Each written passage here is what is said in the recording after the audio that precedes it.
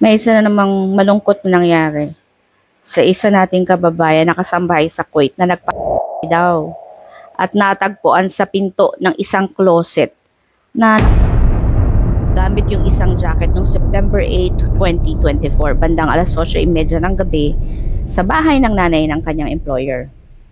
Siya si Joy Ocampo, taga Bicol, 34 years old, hiwalay sa asawa at may 3 anak. Si kabayan daw ay mahigit 1 taon ng OFW sa Kuwait.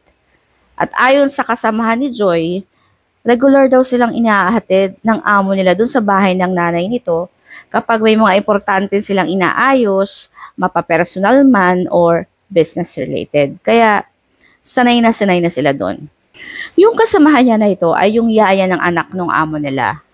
At nung araw daw na yun, ay nasa taas ng bahay itong si Yaya at yung iba pang kasambahay nung nanay nung amo. Tapos si Joy daw ay naiwan doon sa baba dahil nagpresenta itong magluto ng kanilang hapunan. Mula sa second floor daw, ay narinig na nila si Joy na nakikipagsigawan at nakikipagtalo doon sa nobyo nito sa Pilipinas. Which is, hindi na daw iba sa kanila yon kasi lagi naman daw silang nag-aaway na dalawa. Tapos, after nila kumain at around 8 p.m. ay sinundo na sila ng kanilang amo.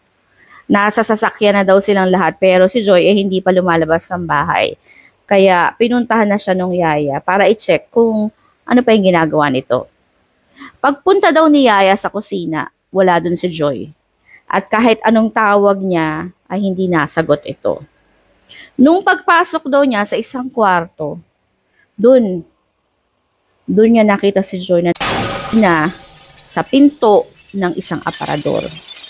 Sobrang panik daw ni Yaya at agad tinawag yung mga amo niya sa labas.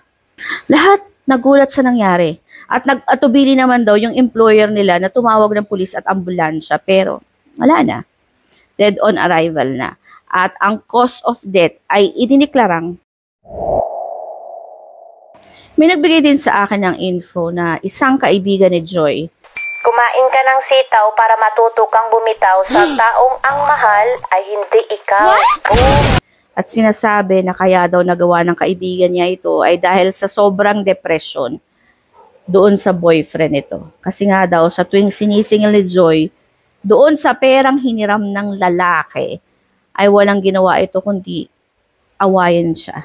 Awayin siya ng awayin, pagsalitaan siya ng kung anong masasakit na salita.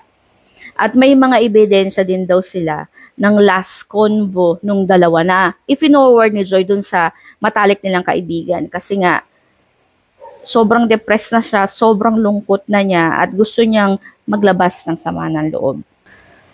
Nang nakakalungkot lang, hindi nakayanan ni kabayan. Alright, so sa ngayon, ay inaasikaso na ng ating embahada sa Kuwait yung pagpapauwi sa labi ni kabayan.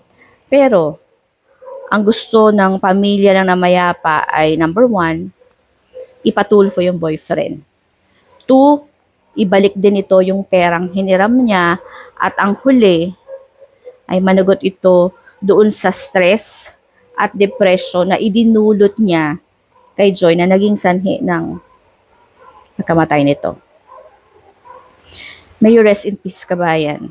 At sana ay managot ang dapat managot sa iyong maagang pagkamatay.